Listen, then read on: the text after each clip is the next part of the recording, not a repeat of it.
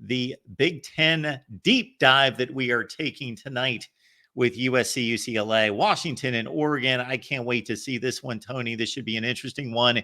And beyond the analytics, the metrics, everything that Tony presents, keep in mind, if you've seen us deliver these in the past, the wealth of knowledge that Tony brings historically and to the current times regarding these athletic programs and everything involved across the landscape of these institutions is remarkable. So we appreciate Tony being here. Tony, it's good to see you. We're ready to talk some Big Ten. Sorry, I was muted. I was going to say, I am but a mere nobody in the presence of the voice of college football. So. Well, when it comes to what you present, and I got to tell you again, that's why I'm underlining the historic aspect of this, because beyond the metrics, once we get into some of the agreements, some of the history involving how these conferences came to be, you are at the top of the list in regards to your historic knowledge of all of that. They all have their own little wacky dramatic stories, that's for sure. Yes, and they are intriguing. I love to hear them. And John D'Adamo made the comment just here in the last couple of days as I was promoting this show. He said, hey, we all learn something from Tony each and every time he shows up. So we are expecting more of the same tonight. So Tony, appreciate you, and you have the stage, sir. Oh, thank you. I'm a little bit sick tonight, so I'm sorry if I sound like I have a cold. Well, Tony, you know, first and foremost, that anytime you need to cancel because you're not. I know. We had to reschedule for Wednesday, so I was come hell or high water. I was not going to miss the Big Ten live show tonight. Okay. All right, I put the share screen up. So we've been doing these deep dives for about the last year, where we go back and look at a whole bunch of different ranges of information about a school, and we do that for a couple of reasons. One, because it's interesting to learn about it, especially like tonight. We're going to focus on the 4 new teams joining the Big Ten. But there's a bigger picture to it as well. And the reason that we do this is we do them with Mark's, what we call the Voice of College Football universe. Oh, and I didn't fix that from last time. We had a whole slide mess today, so I had to quickly fix some things. So we take a look at all of Mark's channels that are all the Voice of College Football channels. And then we've added in UCLA, Washington, and North Carolina for this kind of batch of them. And what's interesting is this means that everything we look at, we're only looking at in terms of this group of Mark's blue blood schools that he and his fans focus on. So as a result, your academic stuff isn't skewed by Vanderbilt and all the little schools that sort of mess things up when you compare statistics together. You sort of look like it's all outliers. But what we've done here is we've taken just the outliers, we've put them together. And we've done that across a couple different dimensions. So we're going to look at the athletic department, its success, football, budget, basketball, Olympic sports. But we're also going to look at the school itself and the school's success and the school's resources and the school's scale.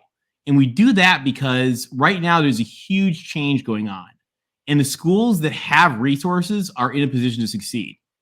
And the schools that don't have as many resources are not in as good a position to succeed. And it's going to be harder for them.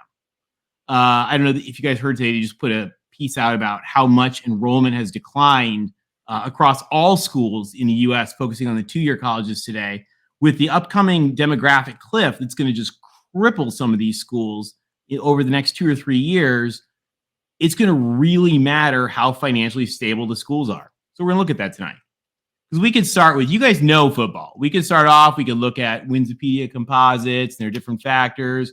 We could look at national championships. A lot of you guys out there could name these numbers off the top of your head. A lot of you know the TV numbers. Don't worry, we'll get back to these. And you all know the attendance, so you can make fun of your rivals. So we will get back to those, but we're going to first start with the basics and look at who these schools are. And this is both the 4 new ones as well as the broader Voice of College Football universe. So when we look at these guys all together, there's one thing that's really, really remarkable. And that is that there's the highest degree of what's called a Carnegie classification that a school can get is called R1. It means it's highest level of research activity, I think is what it stands for. Every single one of these schools is R1. Most of these schools are AAU members. A lot of them are state flagship schools, land grant schools. Every single one of them hits the definition of national university for U.S. News. So these are really outstanding institutions, all of them. What is there, 24 in here now, that we compare against. So one of the things to really take away when we look at numbers today, they're only on a scale of these schools. So if somebody's at the bottom, they're still outstanding. It's just, they're at the bottom of this list. All right, let's start with the school. Start with ranks. So the U.S. News rank, a lot of people hate it, has a lot of flaws. They've been trying to fix some of those flaws. They came out with a new formula last year. They tried to fix a lot of the flack that they got for, encouraging a lot of like the sort of bad behavior, like getting students in too much debt and stuff like that. So they did that, and here are the latest. And check out where the 4 new Big Ten teams fit. UCLA, our arch nemesis, number 1 in this whole group. Followed by Notre Dame, Michigan, Carolina, USC, Florida, Texas, Washington, then Oregon a little bit later. So the Big Ten added some pretty good stuff. And that, by the way, that holds up if we take a look at, the school rank, the sort of the big international one that everybody uses. And when you look at grad schools, you still see the same thing. You got, and by the way, USC is always the red bar, UCLA is always the blue bar, Washington's always the purple bar. Like I said, we had a little tech glitch, and so our little logos disappeared. Look at law school, pretty similar, and med schools, pretty similar there too. Although Oregon, in fairness, their med school is now a separate school. So it's kind of interesting to see, like you guys know the Big Ten. The joke is the B in Big Ten stands for billions, and they're talking about the schools. And you'll see tonight, like the Big Ten made some pretty hefty additions with the new schools. So let's look at cost. What does it cost to go to these schools? Well, this is the one place it's not very flattering. So here's the average net price that a student with any kind of federal financial aid gets. Then the next line is the in-state full price, and then the next line is the full out-of-state price. Of course, USC is private, so there's no in-state price. And you see that even in-state, they are not cheap. USC is what, 85 now? Mm-hmm. Ridiculous. So they are not cheap. But who gets in?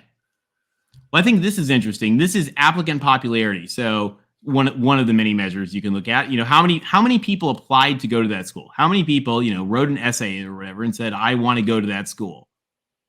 UCLA is the number 1 most applied to school in the nation. Huh. Above everybody. So do you have a theory as to why? It's a great school. It's in LA. It is really cheap if you live in state. There's also something to do with like when you do one application like to the University of California, it's easier to do them between them.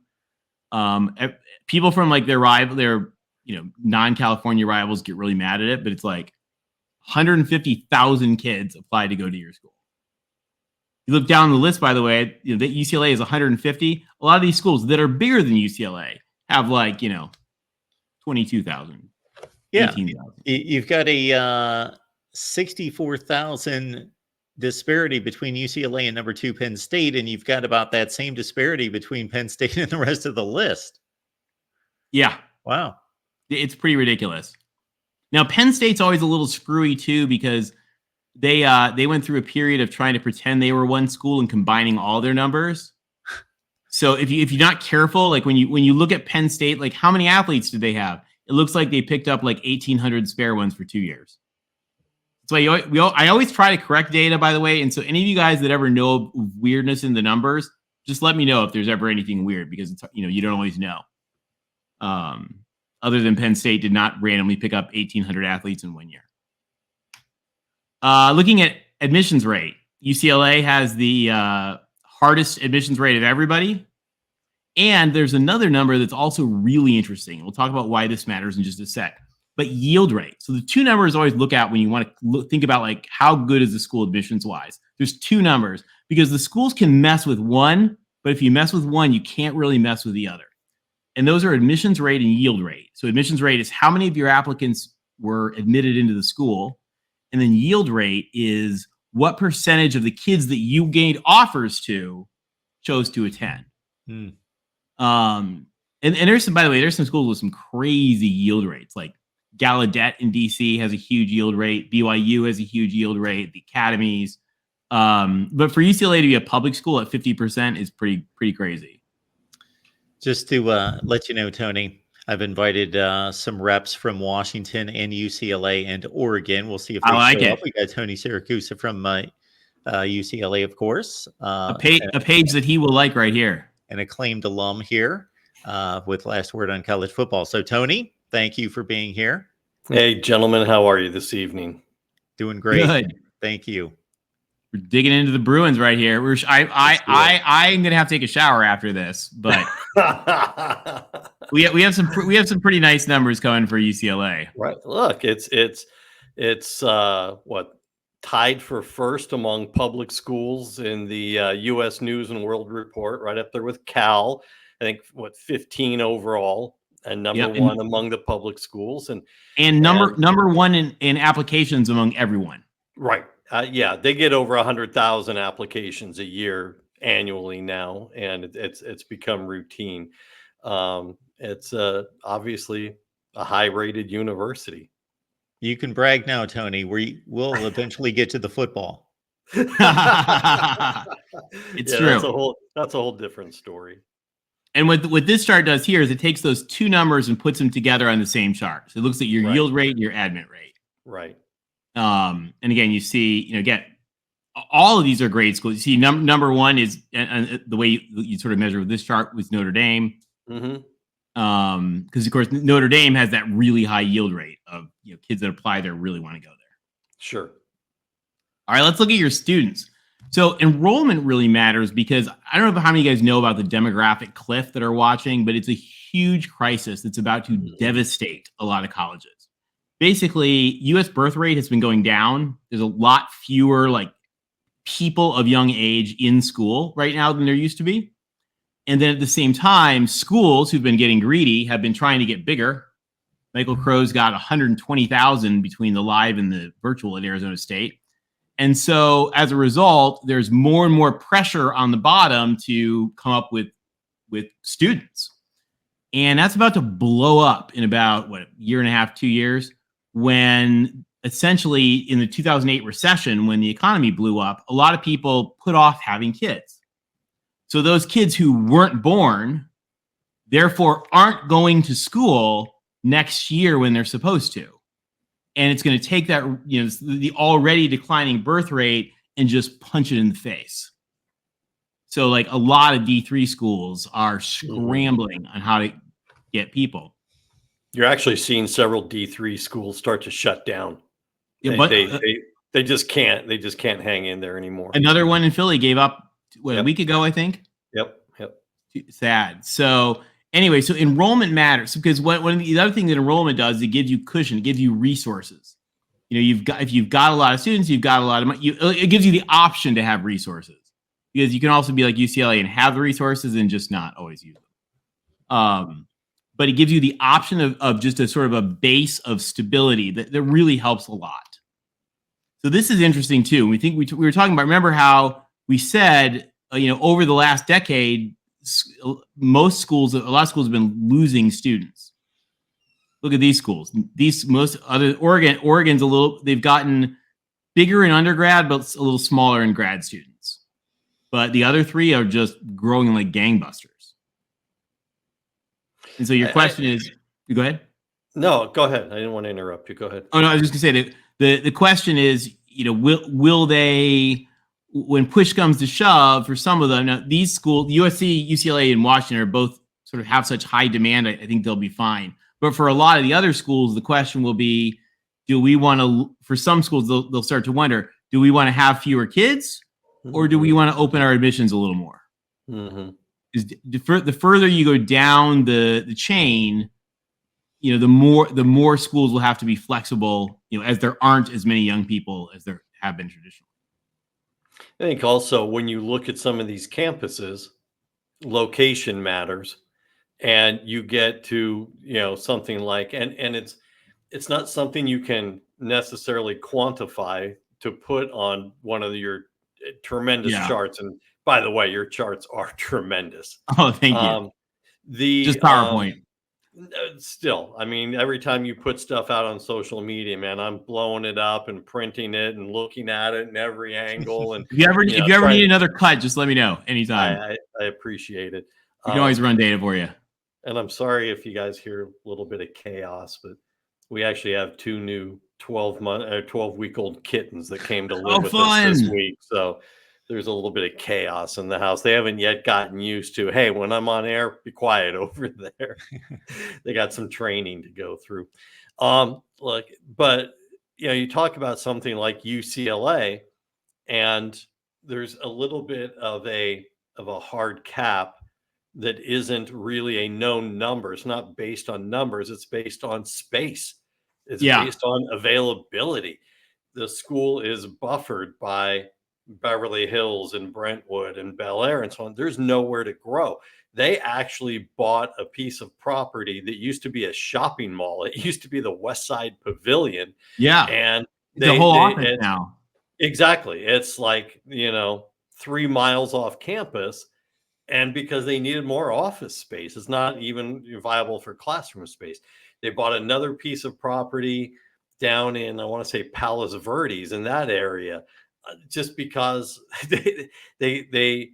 you have to keep the students there on campus. You can't be putting them in 4 different locations. That's not viable. No, then you start to sound like internal accounting and accounts payable and all that kind of stuff. Yeah, you move the stuff that can be remote.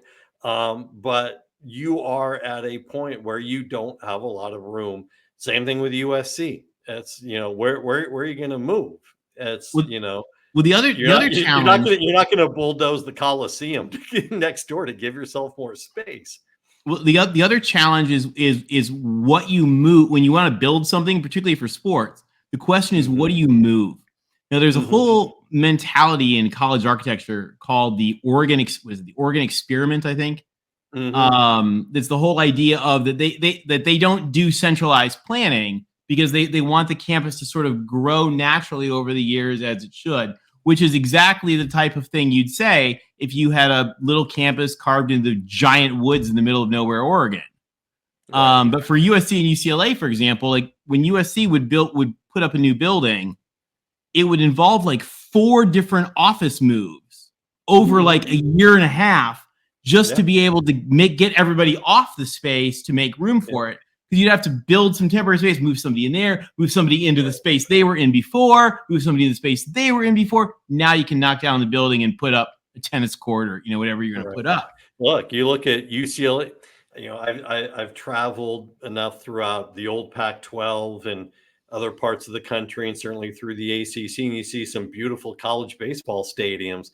UCLA, even with its College World Series championship, is playing at Jackie Robinson Stadium, which is on the grounds of the Veterans Administration, where there's the VA hospital and frankly the cemetery right over there. And there is a baseball stadium that is meager by even generous proportions. I mean, in terms of seating and whatever, there's no room to grow. They can't build a nice baseball complex because there's nowhere to put it. And it was 4 or 5 years ago, maybe, that the VA talked about kicking UCLA out of that area because they needed more space. And UCLA would have been left with no baseball stadium. Well, I mean, USC didn't have a baseball stadium this year. Right.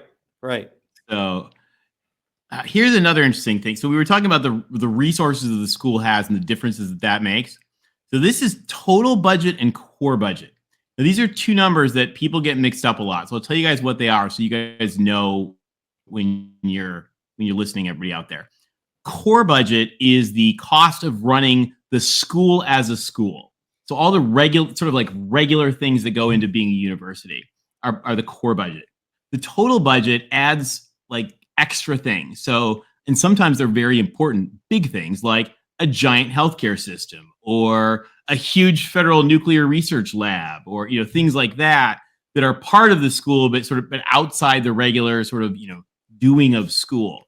So this chart here shows you the core budgets and the total budgets of the 4 schools, again, compared to the Voice of College Football universe there. And you see UCLA with phenomenal UCLA Medical Center is number 1. And there's a reason that UCLA went, and you see right next to USC is Miami, who's been ascended recently, particularly in medical stuff. And there's a reason the new UCLA chancellor is the Miami president. Right. And it's because they were going to go get a president who knew how to run a healthcare center first and foremost, and then was pretty good at sports on the way as well. So no, congratulations. I think that's a good point. And when you look at some of these schools, it's interesting to dig deeper and find out what those other sources of revenue are. In other words, like you mentioned, Miami, healthcare, UCLA, obviously the Ronald Reagan Hospital and the Mattel Children's Hospital and Jules Stein Eye Clinic, a medical school that takes up half of the campus. So it's interesting to look at some of these and say, what is it that is bringing in that non-core revenue that kind of, it's usually is a medical. Texas A&M has some Department of Energy labs, I think, in there. Mm-hmm. Right. One thing about Oregon, guys, when you look at the Oregon numbers, let's be fair to the Ducks. We like to tease the Ducks. Let's be fair to the Ducks right now. I think it was in the 70s or maybe the 80s. I think it was the late 70s or something. I could be wrong. The state of Oregon did a reorganization, and they took away Oregon's med school and gave it to a new school they created called OHSU, like the Oregon Health and Sciences University. That's it. So, if you talk to older doctors, they went to the University of Oregon Med School.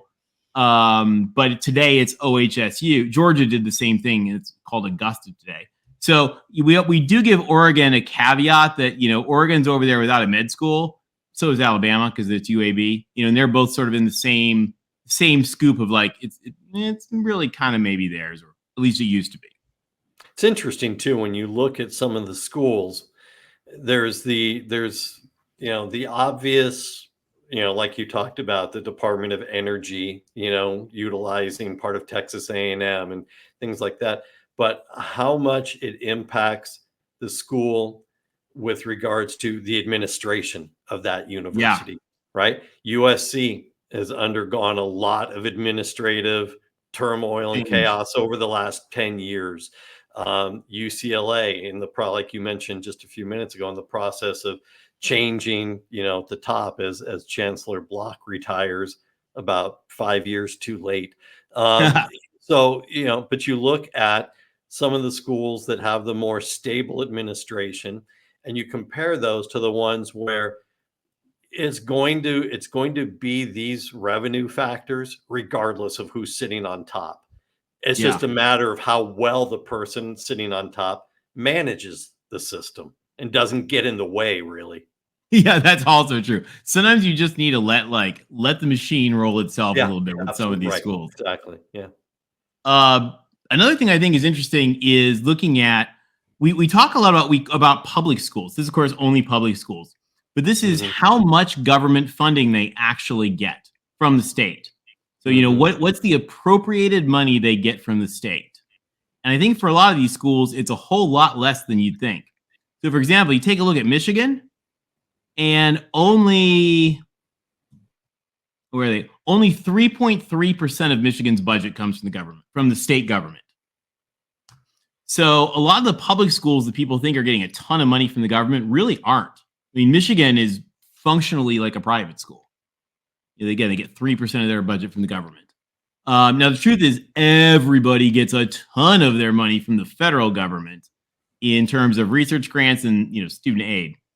But when we think about just pure, traditional appropriations, I think a lot of people would be really surprised at how small these numbers are.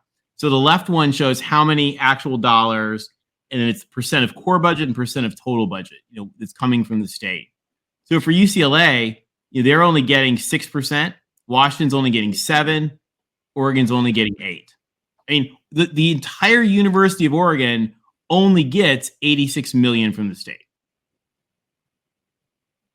So it was just part of why, their gravy train is, what are they? I think they're 30% California students. Yeah, I think that sounds right. At USC, they call it Cal State Eugene. But no, it's one of the things. I mean, they're only pulling 86 million from the state. So when you think about it, like it's really impressive what they do, and those out of state students help. So tuition revenue. This is another interesting metric. So we talked about how the fiscal or the demographic cliff is going to cause fiscal problems for a lot of these schools. So one of the interesting metrics too is to take a look at, how much do you depend on tuition revenue for your budget? The more you depend on tuition, the more you've got to make sure those seats are full of students. Well, you see here, actually, what's pretty wild is, these are all great schools here in Mark's Boys College Football universe. And you see nobody is over, 50%, 51% of core budget. No, somebody is. Penn State's a little bit over. But in general, these schools have a really, really wide, diverse base of funding. And that matters a ton. One of the big places that comes from is research.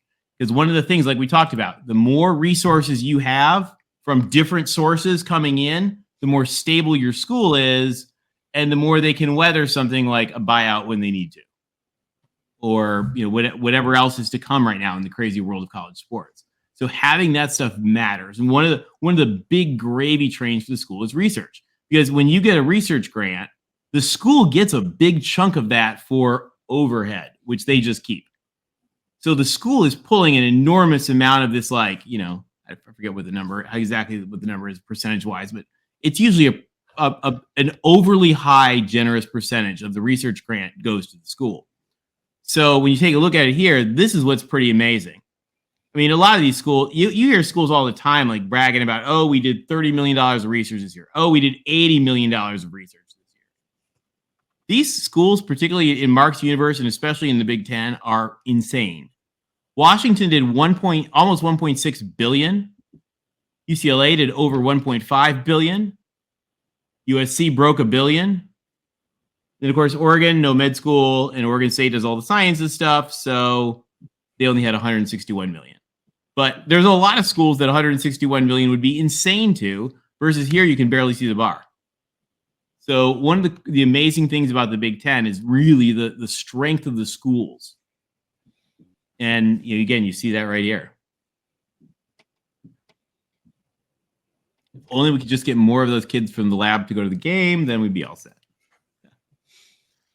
Endowment is another one. So for any of you guys that don't know, an endowment is sort of like a school's trust fund, like a savings account that the school lives off the interest of every year to a certain extent.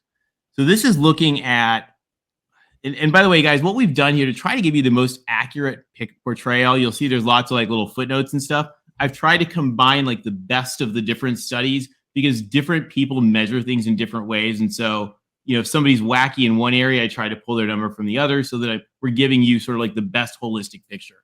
So this combines a look at and it does actually, we did a special fix for UC here because they don't report it all to the Department of Ed. So we fixed that for them. But you see here how much endowment is really held for UCLA. USC is at $7.5 billion. UCLA is at $7 billion. They'll tell you it's less. It's not. Oregon's at $1.5 billion. And having big endowment resources, again, just means the school has a guaranteed flow of income that it doesn't have to ask for anybody for, doesn't have to teach anybody for, it just comes in. Check every year. Stanford, for example, we'll get to this with athletic endowments. Oh, it's next right here. So a lot of these schools are really trying to push now starting athletic endowments or putting more money into theirs. Stanford's is ridiculous. Stanford took $38 million of their athletic budget last year came from the interest off the athletic endowment. So that means that they have $38 million of bonus money that every year that everybody else doesn't have. The thing with Stanford also is, the math is not difficult to get to know why Stanford has more NCAA championships than anyone else. No, it is not. They're competing in sports that half the time I didn't realize even gave NCAA championship trophies. They have 7 sports that aren't even budgeted out of the athletic department they come strictly from endowment. So you got 7 teams out there that you're fielding that the athletic department doesn't even have to pay for. And you start to see when you do the things we do, and certainly I know Lars has seen this also, that when you get the press releases from the school about a basketball coach or a baseball coach, it comes with their full title, right? It's the Mark Rogers, endowment baseball coach at Ohio State. You know what I'm saying? It comes. Oh. We don't refer to them as that. It's just, hey, it's the baseball coach, but someone is paying for their seat. Mick Cronin has that at UCLA. It's becoming more and more common as a way to help offset the salaries of some of these coaches. Well, and at Stanford, they actually give them corporate titles too. Right. So they're like the senior director of, outside receivers. Right. Outside receiver operations. It's kind of funny. Like they give them crazy titles. But this just sort of shows that athletic endowments are growing. And I think it's going to be a bigger source of push for schools because, again, it just sort of gives them stability. Every time you can have another big revenue source, it makes it a little bit easier. We're going to talk about subsidies in a minute. But you guys have been hearing me say for a while, you guys who follow the channel have been hearing me say for a while about the problems Houston has. Well, Houston decided they're all done with their problems because they fired their AD yesterday because he couldn't get the revenue up. And subsidies were killing him. Houston subsidizing $40 million a year out of academic money into the athletic department. It's not sustainable. So one of the big places that money does come from is donors. So this is old because I don't have the new data. So this ends in FY20. So take it with a grain of slack. But this shows school-wide fundraising. So it's five-year average FY16 to 20. How much did the school bring in on average every year? Every year in donations from alumni, donors, foundations, etc. And in this, if you see the darker piece of line, it's because they have a huge offsite component. They got a lot of money for a few of them. But again, you see it's pretty wild. Of the top 4 in Mark's universe, really the top 3 are all USC, Washington, UCLA. And then, of course, Texas has like those 4 giant med schools that are sitting off campus. So I don't have anything to prove this. It's just purely anecdotal, but I'd also be willing to bet if David Geffen helps that. Right. If you were to look at Texas, the donations are coming off fewer than 24 people. The vast majority of them. I believe it. If you true look anyway. If you look at UCLA's fundraising, it's coming in much smaller denominations from a larger group of people.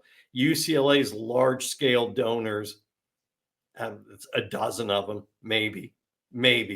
The rest of it is 1,000 here, 5,000 there out of whatever random people are sending checks in, and then $1 billion from Geffen. Well, sure, yeah, he's got because he's got buildings on campus named after him. Every now and then another $1 billion puts a finger on the scale of your averages. Sure. And then looking at market, one of the things that's interesting is, of course, USC and UCLA together in the same city. They are definitely in the largest city of any of these major football schools and in the biggest state of any of these football schools. So this takes a look at how many people are within a 50-mile radius. Please don't argue with me, guys. I promise it's from the census. Don't argue. They'll be like, no, there's 4.82, not 4.1. People get grouchy, but so it's FY22 is what these numbers are from. But it sort of gives you a sense that there are a lot of people around those 2 schools, particularly. And then it goes Michigan, Washington. So, one of the things you really see here is these 3 new schools are really sort of putting this on a lot of these various institutional metrics are really sort of putting their finger on the scale. So this is a really interesting thing. So I just pulled the Google Trends numbers. You can Google Trends, you can argue with it or not. I don't usually like to use it, but I thought it would be just something interesting and easy. And I took a look at size of the state. So going sideways is how big your state is. And going up and down is your Google Trends score for college football. And then, of course, the dots are each states. They're not schools, it's states. And it's kind of interesting. You see California where it is and Alabama where it is. Everyone in the state of Alabama Googling Alabama and Auburn football about 47 times a day. Right. Exactly. Sure. I thought that was just kind of a fun, interesting little look. Not a shocker. For the athletic department, so here's how many official varsity sports they run. Now, guys, again, there's going to be angry people in the comments. No need to be angry in the comments. This is the actual official number. Whether like uphill, indoor, underwater, basket weaving, cross country is different from like above water cross. Like we don't. A lot of them sort of split sports up in a lot of different ways. But this is how many they had last year that they reported to the federal government as how many official sports they have. And, you know, a lot of these schools, some of the schools that have a ton, you know, are like, you know, Ohio State and Stanford. Ohio State's number one in here, number one in the Big Ten. I mean, Ohio State's got a synchronized swimming team. They've got all kinds of stuff.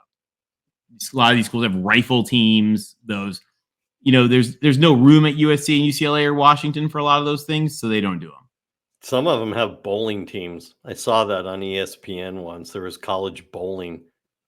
Yeah, Jacksonville State like bought themselves a championship. Yeah, and if I recall, it was Nebraska is also really good at bowling. So who knew? And I think to me, bowling was always one of those things that you're better at the more beers you have. But you know, true. That's a whole different topic. Nothing much. Sorry, Lars. Yeah, what was sorry, that, Lars? I didn't mean to cut you off.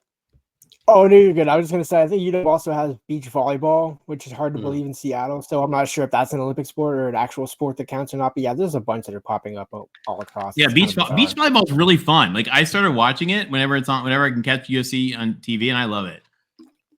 So this is another interesting thing. And this is kind of a ridiculous chart.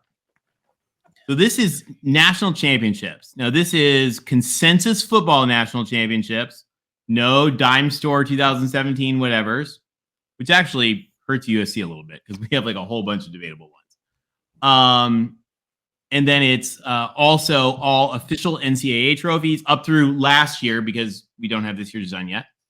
And then the AIAW, which was like the women's sports for like the few years before the NCAA started, added together. And it is insane to look at USC and UCLA, and actually Stanford is up there too. But look at you in this chart, you know, look at USC and UCLA compared to everybody else. Wow. Well, and then, I mean, correct me if I'm wrong, Stanford is number one in most NCAA championships. If you combine Stanford, UCLA, and USC, they have, the three of them combined have more than pretty much any other conference as a whole. Yeah, no, they do. It's wild when you take a look at it. And then to the right is individual championships. I did think it's interesting that UCLA didn't have as many of those as I thought, but maybe because they don't have swim, stuff like that. So then this is looking at overall success here with the Directors Cup. So we look on the right is last year's points, and then to the left is the last 5 non-COVID years added together. And it's kind of funny that in this grouping of these schools, you see the pairs. You've got USC and UCLA right next to each other, and Washington and Oregon right next to each other. Ohio State and Michigan right next to each other. Right next to each other. It is kind of funny. Yeah, I mean, it's, you know, we always laugh that, you know, sometimes USC and UCLA are a little more like partners in crime than deep hatred. But what about varsity athletes? So this kind of looks at how many varsity athletes they have, unduplicated. So if you're on 2 teams, you know, track people have sometimes like claim to be on 4 teams, indoor, outdoor, cross country track, you know, whatever. So this actually is looking at unduplicated. And then it tries to take a stab at estimating what percentage of them really could be on full ride scholarship if the school is maxing out its scholarships. A lot of these schools we know are. But it tries to attempt to estimate that. Again, rolling them all up because, like, 4 guys on the baseball team might each get a fourth, but that's one. So how many could they actually give? And we try to give a sense right there. Oregon's a little smaller than we think. Miami was a lot smaller than we thought. UCLA is big. They got a lot of kids. And they're winning. So what about the budget? All right, so this is a complicated number because what we tried to do is give you the best numbers we could get, whether a school was private or public. So it's breaking all of the rules of data analysis and pulling from 2 different sources because we can't get private school data from the better source. So this combines the best of what we could get for everybody. But it shows you here athletic budget and then how much revenue did the program generate before any subsidies. So before any school academic subsidy, before any tax on the students as a student fee, or before any of the school picking up losses or debt financing or anything like that. So this tries to take a look again. What's the budget that they spent? How much did they earn, and what's the difference? We don't know, of course, for USC. We do know they reported spending $212 million. It's a higher number than that. It's probably closer to 250, depending on debt payments for the Coliseum and the new baseball facility they're building and stuff like that. But their operational expense they reported was $212 million. Washington reported 150. Oregon reported 147. UCLA reported 142. Hey, Tony, what years do these numbers cover? This is FY23. Okay. So UCLA still has the ability to blame Chip Kelly for the empty Rose Bowl and the lack of revenue off football games. Well, that is the difference right there. I've done calculation, like rough. Of course, it's hard to roughly calculate. I don't have their internal numbers. Just sort of guesstimating. Sure. Like I think the empty Rose Bowl is what's killing you. Sure. Because again, we talk like everything you can do that brings in more money from a different source, it adds up.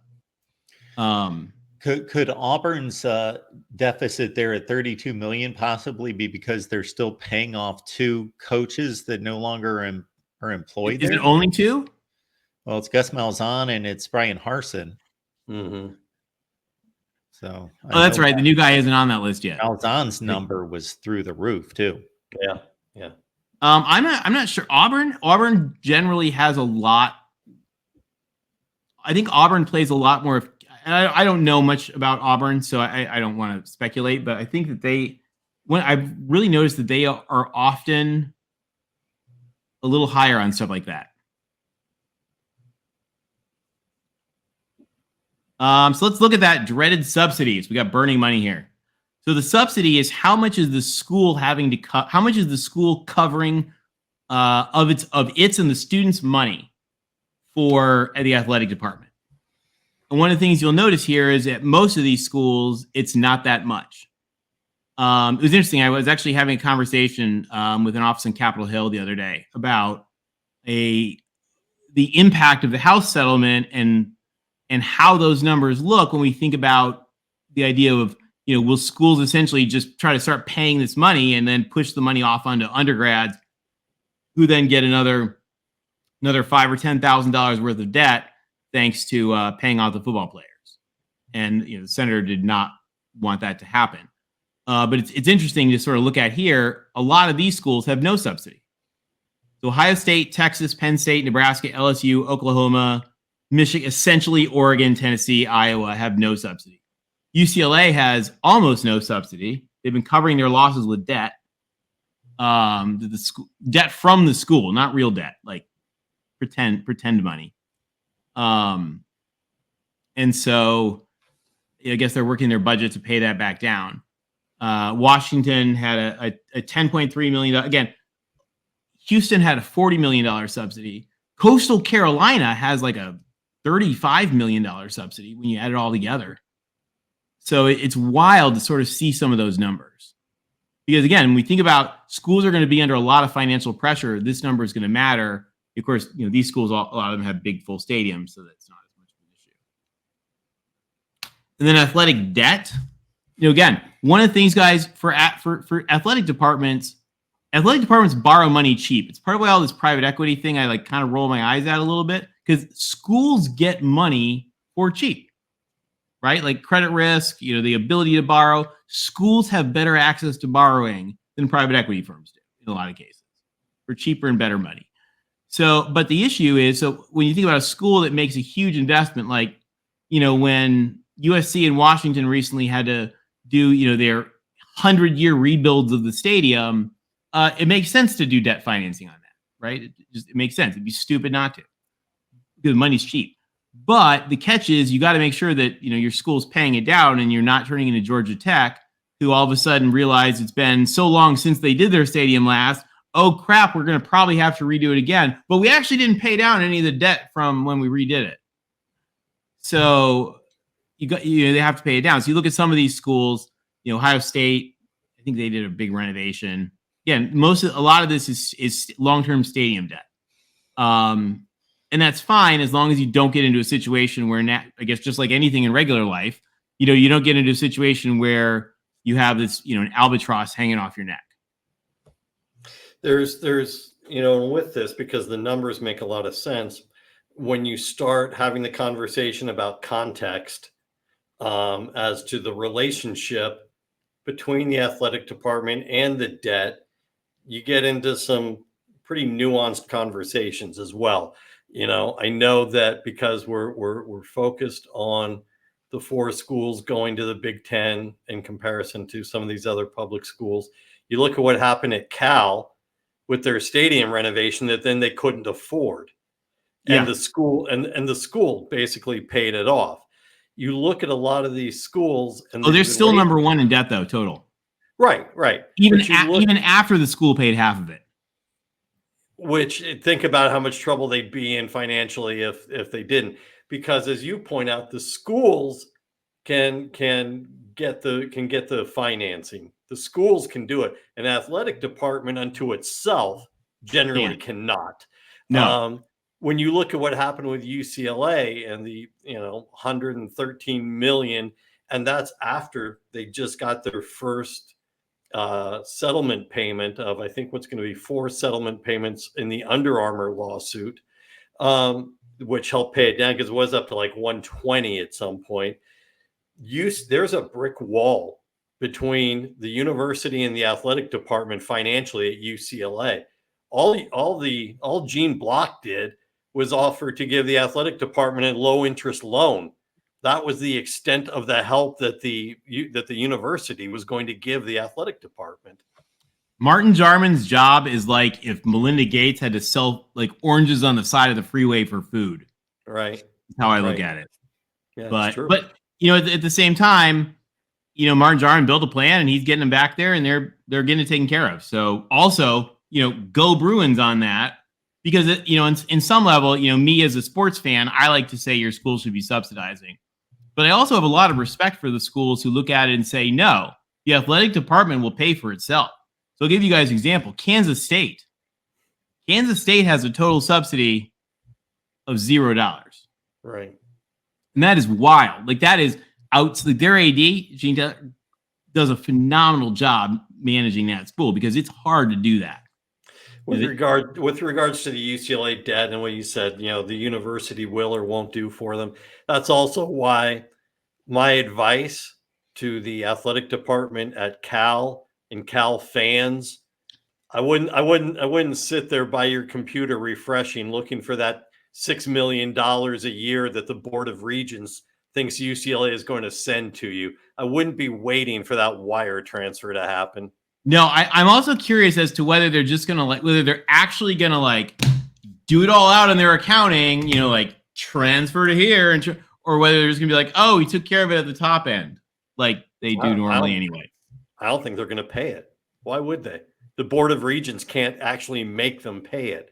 They actually don't have the authority to enforce that payment. It was a recommendation. If I'm UCLA, I'm like, what recommendation? Sorry, we didn't get that memo. Whatever. We'll talk about it. We'll get on it. I love it. So what about athletic revenue? So here's an issue for these schools. Of course, USC not on here because it's private. By the way, guys, there's a couple different places we can get athletic financial data from. I'll tell you the place that you can get it for private schools, it's bogus because it includes all sorts of just random imaginary subsidies that the school essentially just makes up. We won't get into the boring accounting end of how that works, but essentially the schools just make up subsidies and it just goes in there. So I don't use that because it's bogus number. But for the public schools, we can get real revenue data. So this is really the crux of why we're here tonight on Big Ten Live. This is conference payments, media rights, NCAA payments, and postseason football. And who are three of the bottom? Thank you, Larry Scott. But you sort of see why the schools had to make a change. Why Oregon did what would not be considered a logical move in a lot of ways, but they needed to. Here's game day revenue and donor giving combined together, because sometimes depending on how they account for things, sometimes that shows like the stuff that contributes to tickets shows up as don't, like sometimes it's two numbers, sometimes it's closer to one, but I put them both here for you guys on the right and left. But yeah, you see what the empty Rose Bowl did. Like that's a rough number. And of course, Oregon, problem with Oregon is you're capped at Autzen. It's good to be Texas and Michigan and LSU and A&M. What about spending? So this is looking at coaches' pay. So the kind of a complicated line. The gray line is football. The blue is the rest of the men's sports, and then the pink is all of the women's sports. Why does UCLA have a yellow line? Because just so that it's UCLA. Oh, I gotcha. All right, makes sense. Yes, Washington has a purple line. Okay, if I had looked, I get it.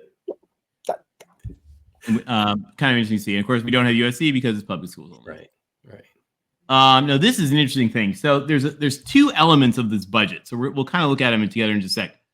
But the first one is how much the school admits they spent on each sport. And then there's like an unallocated overhead that the school didn't allocate to the different sports. So this is how much football is of the money they admit they spend on things. How much of the allocated money is spent on football. And you see, UCLA is second lowest on here of everybody. USC is the highest of this group. So USC says they spend 58% of their sports money on football. And then you see men's basketball is the middle gray line, and then all the rest of the sports combined are the top. So it is kind of interesting to see, kind of the difference of these different schools. I thought it was interesting that Miami was number one in football spending as a percentage. Yeah. And then this is where it gets real interesting. How much money did they not admit they allocated to the different sports? Now, guys like John Wildhack at Syracuse, he's a famous ESPN executive who retired and took the Syracuse job, sort of a retirement. He has them down to something like $9 million of unallocated. Like they're doing accounting that it allocates all their money out.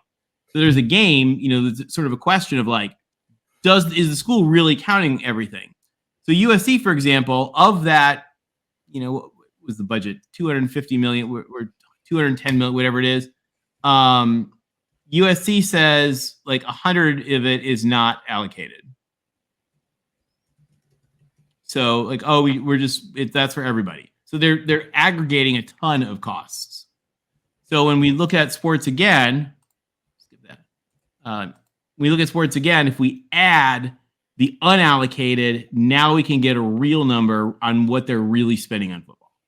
So what I did to add is I just took it and based it on each athlete. If you say that's what it costs to run the department. But you see it adds a pretty hefty amount onto each sport. So this is looking at what we think a little closer number to than the official numbers as to what the schools are actually spending on football. So you see, of this whole group right now, USC is number 2 behind Alabama.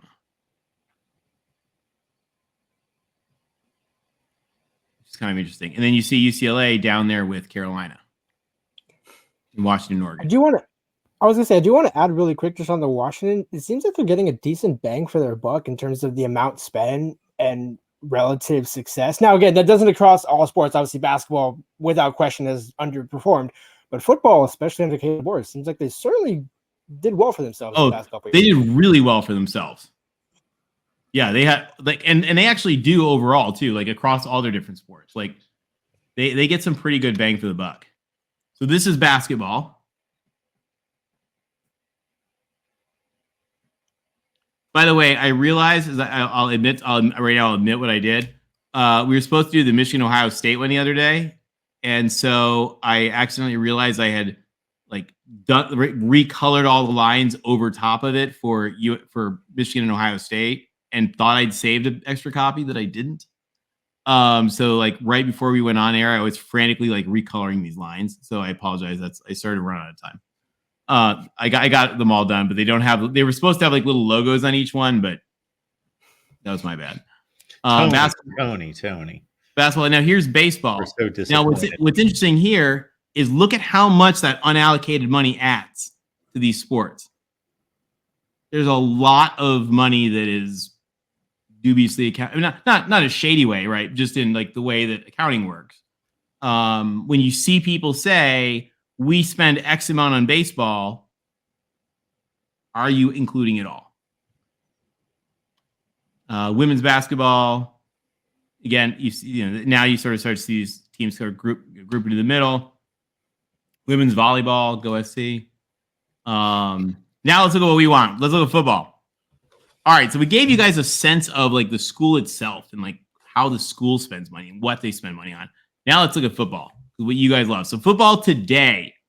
So let's look. Here's last year's football success and then kind of the medium-term football success. So we're looking at here. The left is 2023, last year's SP+. The right is 2002 to 2023. It was 20 years when I started gathering the data in 2022. But it's essentially 2 decades of data versus last year's data. And you see kind of how they stack up. So by the way, SP Plus is not perfect. So Washington, you guys are getting screwed on here. You should be higher. But I mean, to be like in where you are is an elite stratosphere. So it's fine. But just acknowledging the dogs out there. I don't like what SP Plus does for you, but if I use like a regular ranking, then I can't get beyond 25. So we did our program rankings a couple months ago for all the conferences, running through like 15 to 20 different metrics, and it was pretty incredible how close UCLA and Washington are aligned in various, when you add it all together, all time in terms of conference championships and winning percentage and bowl appearances and bowl wins and NFL players and all these various metrics. It comes out extremely close for those two across the board. I believe it. They're both great schools. I was going to say something symbolic about Jim Moore being a former UW player that goes to UCLA and UCLA beating UW in 22 when they absolutely should not have. No offense, Tony. Just that was kind of Not criminal that night in the Rose Bowl. I still don't know how they lost that game, but I digress. I remember it. All right, so let's look at trends here. This is SP Plus success trends. How much better or worse were you last year than your average over those 20 years that we just looked at? So, how many average, points did you go up and down, ranks? Washington was the most improved over its average last year, followed by UCLA among the whole Voice of College Football universe. No, that's, of course, Ohio State is, they're in the negative because they were only number 5 in the country or whatever they were. So, you have to take it with a grain of salt, right? Because it's basing off the average. But, and then, of course, the worst will not be spoken of. My beloved Trojans were the worst among this whole group here. 23 points below their average. So that was suboptimal. Now, one of the other scores, I'll tell you guys can look this up on the computer. I've done various times I've had to do like statistical regression work on stuff. It always comes out that the Winsipedia composite rank that they do, it's like on the front of their page, is like has big statistical significance in regression models on stuff. So I always love this score that Winsipedia does based on all these different factors.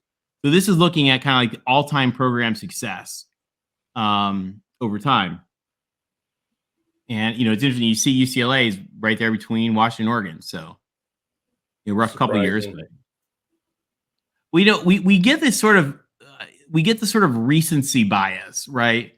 And we forget that it wasn't that long ago they had 75,000 real people at the Rose Bowl every week. Yeah, but that was also 1998. So I guess we have to define recency bias. When you've gone almost 30 years without anything significant other than some second and third tier bowl wins. That's why I'm surprised they are where they are. And if we could magically take off the last 15 years, Oregon would drop off the map. They are making a mad dash up these lists. True. That's true. Yeah. They can thank Kenny Wheaton for that. All right. What about football legacy? So this is national championships. The dark color is since 1960. The light color is pre-1960. So, in case people are wondering about, some of them that have a suspiciously high number. And you see, Oregon's not on there, but you see SC's up there with 9, Washington with 1, UCLA with 1, and then a Heisman at UCLA and 8 Heismans at SC. I assume you counted Reggie Bush's in there. Reggie Bush's. I never stopped counting it, but now it's fully official again. All right. And then we take a look at all-time winning percentage and total football conference championships, which, you think it's a garbage statistic until you are the reigning conference champions, and then it's like a great statistic. But you can kind of see here, you get those, schools like Oklahoma's got 50 conference championships. Notre Dame right next to them on the list has 0. Which of course is funny. But it is interesting to sort of see the winning percentages here. And really how close they are for a lot of these schools is pretty impressive. Especially when you track it against realignment. Some of them have been in the same place for a long time. You look at Oklahoma, it was the Big 8 for most of Oklahoma's existence, during this time period. And it was, a handful, 2 to 3 competitive teams before the Southwest Conference blew up and Texas went in there, and it changed the conference considerably.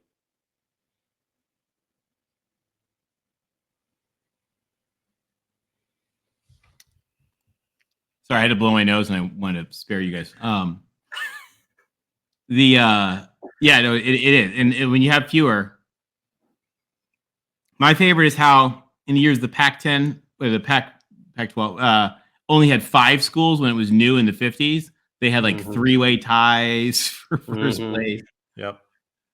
So it all plays a factor in that. An interesting number. All right. So let's look at AP polls.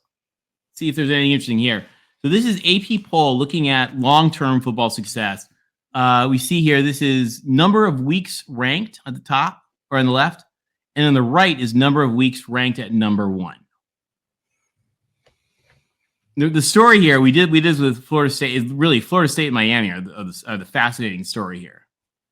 Because they have so few weeks ranked, but so many that are ranked number 1. But, again, sort of nothing too surprising there. Consensus All-Americans, sort of same thing.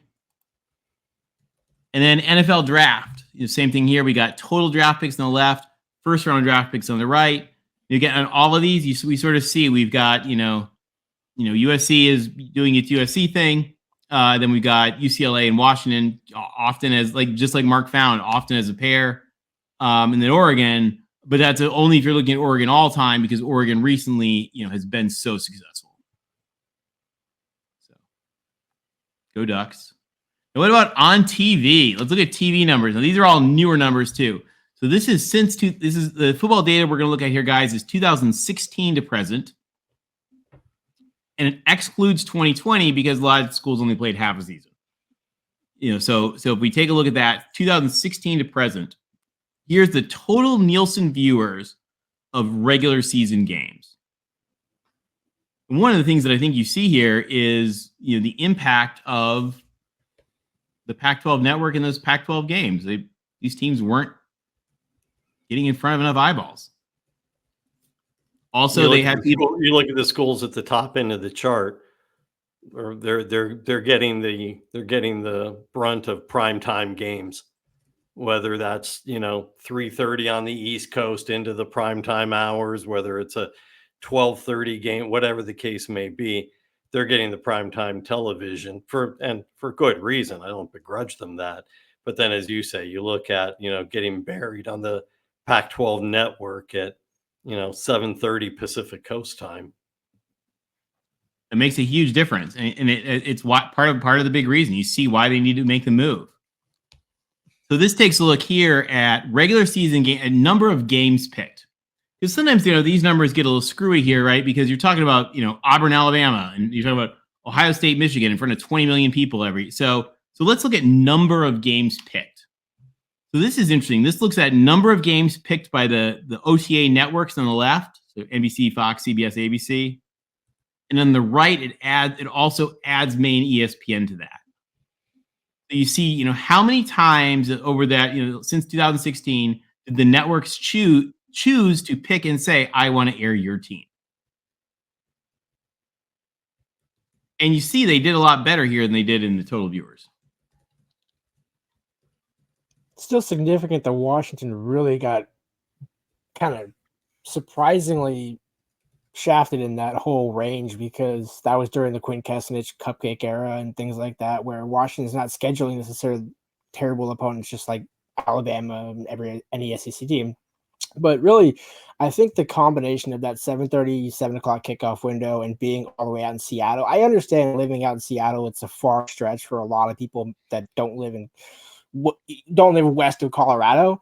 But it did seem like Washington kind of got, because we're looking at UCLA and Washington both at 28 and UCLA at 46 and Washington at 41 when you go to the right scale. So I think ESPN was certainly one of those that was a casualty of Washington over that stretch. Well, again, you guys are also, when you think about the history of Washington football, you've got the Jimmy Lake era in that, and all, that kind of whole mess. We have some years at USC we would like to forget as well. So I know that feeling well. One of the things too, during this time period, which we're now seeing completely different with the new TV contracts, it was also the system in which the games were picked 2 weeks in advance by the networks. You had that weekly lottery, basically. It's not really what it was, but it's like, all right, this particular week, ESPN has the first pick. ESPN picks whatever game and puts it in its 12:30 East Coast time slot. All right, for the next one, Fox Sports is next. And they would go through until everybody had their time slots filled.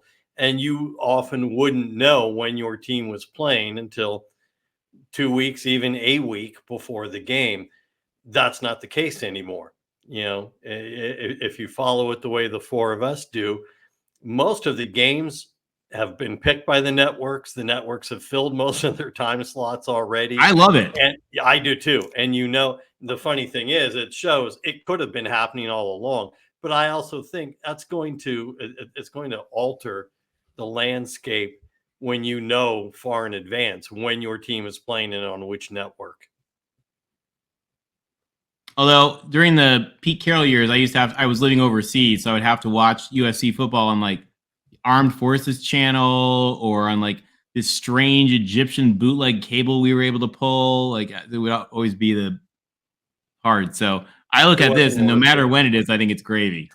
It wasn't worth it. I'm just saying. This is average viewership, and this is a really sketchy number. I probably shouldn't even put it in here, but you do. I think this is where I think you see the impact of those night games. particularly for the Pac schools. Just the numbers are lower, and because again, remember, guys, the thing about college football games, and Mark and I've talked because a lot of the data analysis that I've done on this, it's a TV show. It's not a game that's aired for fans. It's a TV show designed for your great Aunt Bessie just as much as it's designed for you. So look, I mean, look, Lars brought up Pac-12 after dark and those late games, and that's fine. It was kitschy. It was marketing. It was hey, we get crazy games, and you got to stay up late, and ESPN the next day would be like, oh, it was crazy times on Pac-12 after dark. But the fact of the matter is it was a bad idea. I mean, were some of the games fun? Sure. If you live on the West Coast, were you watching them? Sure. But as Laura said, if you lived anywhere east of the Rockies, were you watching them? Probably not. And so you were always, it was kitschy marketing, but it wasn't necessarily good marketing, and it wasn't a good strategy. However, when I was living in DC and in New York, and earlier in the before the everything aired broadcast somehow, how many times did I turn on my TV for the USC game and I got like, "Welcome to Maryland versus Marshall," and I'd be like, "Oh," they'd be like, "To the rest of the country, you're watching USC UCLA." Sure.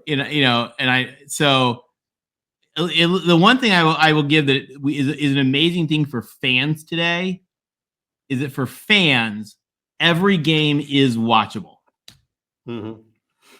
which it never used to be. Right. Sorry, we're probably going to so the postseason TV viewership, Washington obviously leads with 2 college football playoff appearances, followed by Oregon and USC, and of course UCLA doesn't really have any big bowl games in that time. Let's look at fans. So this is football attendance. Now, by the way, I corrected it. UCLA lies, and they put down that the Rose Bowl only seats 57,000 people when they fill out their form for the NCAA. That is a lie. So I fixed it. That's when they put the tarps up in the end zones. But that's what they actually put on their form to the NCAA, and I was like, "Oh no, Martin Jarman, not getting away with that. I'm fixing your data." So you do see here, again, and of course, I mean, the thing is we look at this and we can look at that and say, oh, you look at where USC is and UCLA is, oh, we don't like where we are. That number is significantly higher than the capacity of every stadium in the Big 12, for example, by comparison. So, again, we're looking at the giants of the sport here. But we would all like to climb up a little bit, have that number climb up a little higher, I'm sure. Washington doesn't have much further to climb. Of course, Oregon's capped. Oregon's at 104%. So there's not a lot of room left at Knotson. And then here, if we look at attendance trends, yeah. Sorry. I wish I were surprised. The team hasn't been as bad as the attendance would show. So what else is factoring in people stopping their attendance of UCLA football? I would actually challenge that premise. I think the team was not bad last year. It was, or the year before, or the year before. It got better, but I think when you had the first 3 years of the Chip Kelly era where it was horrible, sure, and you had a guy who was the face of the program and the head coach who did zero to market the program, who did zero to engage the fan base, who did, you and I have talked about this, so many times, Mark. When I asked Chip at one of the football gaggles before practice, how come we don't see you around some of the other sports the way the other coaches are? And his answer will live with me forever. I go where they tell me to go.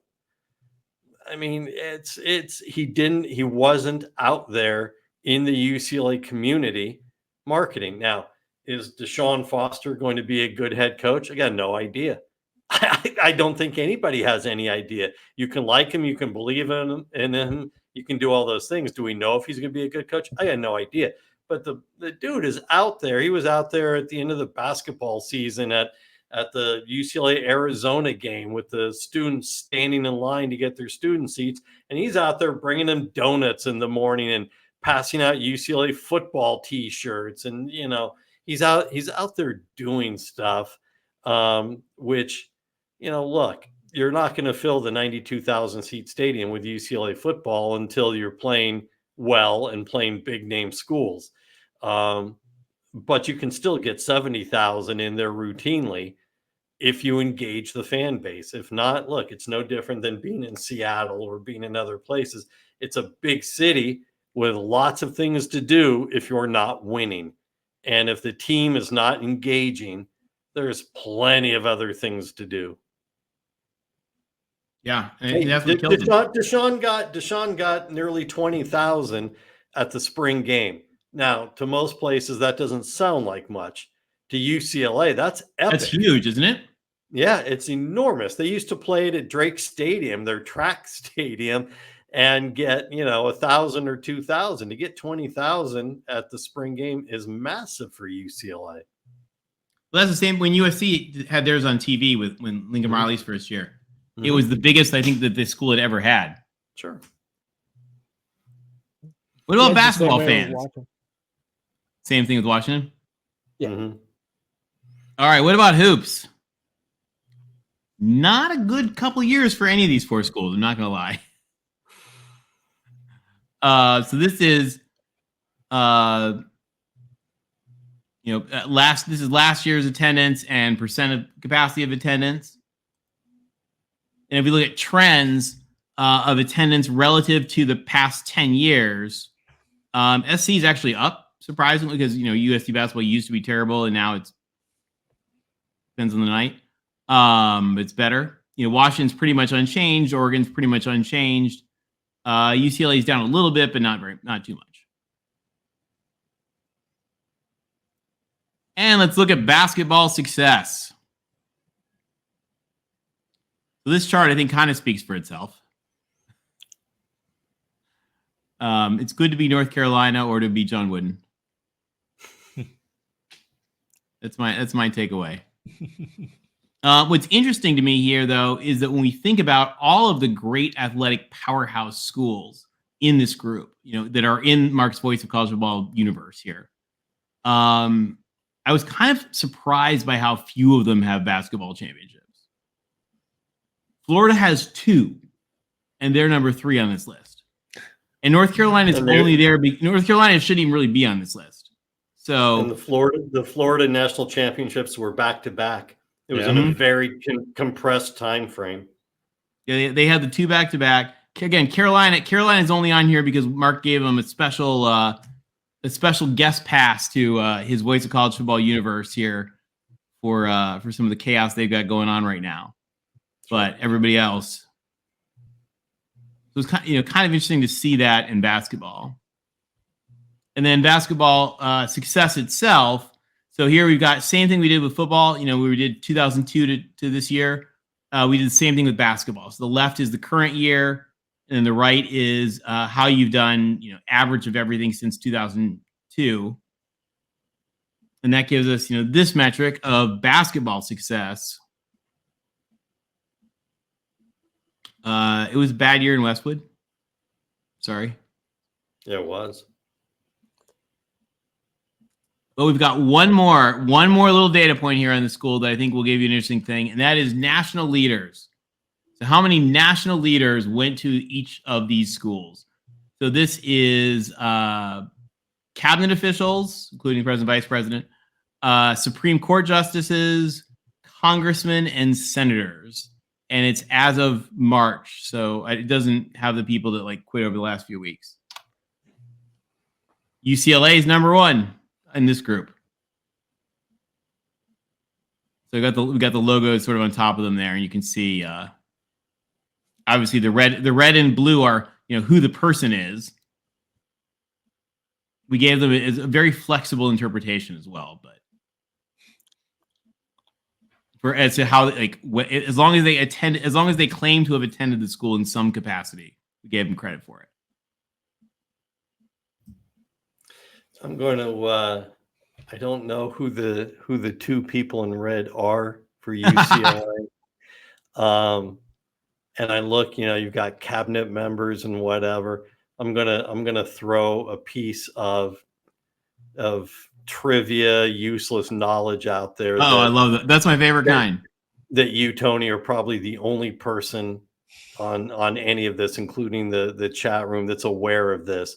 If you go to Poly Pavilion, the renovated, new, beautiful Poly Pavilion, there is a gold plaque from the original Poly Pavilion.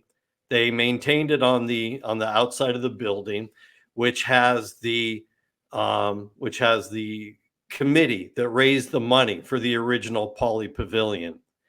And at the top of it is the person who, and remember, this was the mid 1960s, right? So it was before he became a felon. Because the chairman of the fundraising committee later became legendary, notorious, infamous, whatever you want to use. He was not a cabinet official, though, but he was a senior advisor to a president, H.R. Haldeman. Bob Haldeman from the Nixon administration was the chief fundraiser in the mid-60s. For Poly Pavilion? Yep, for the building of Poly Pavilion. Well, that's right. Also 65, it was 65 they built it? Yeah. That's when Ed Pauly, who was like the man who literally mentored Truman, switched parties essentially. Yep, Edwin W. Pauly. That's right. And he went all in for Reagan and like walked away. So okay, that would make sense. He's a fascinating guy, by the way. I'm just trying to figure out the same. No, I'm just trying to figure out the same principle. The one is for Washington because I believe you and I believe the numbers.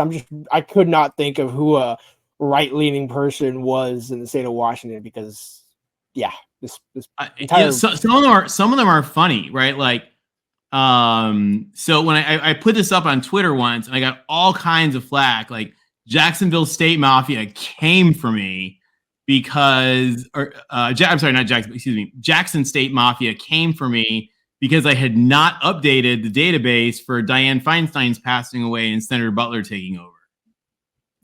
And they were like, "Where's our one?" They're like, "We have a senator from California." I was like, "I'm sorry, guys. I'm sorry. It's my fault."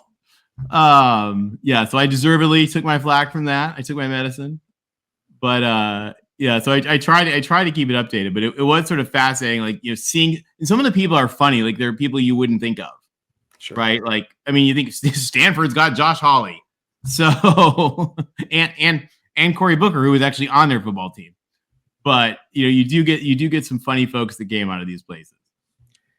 Tony, you can walk away from this conversation feeling good. On a high note. That's right. It's I would be challenged to come up with who most of those people are in that 10, but hey, it's good they got 10.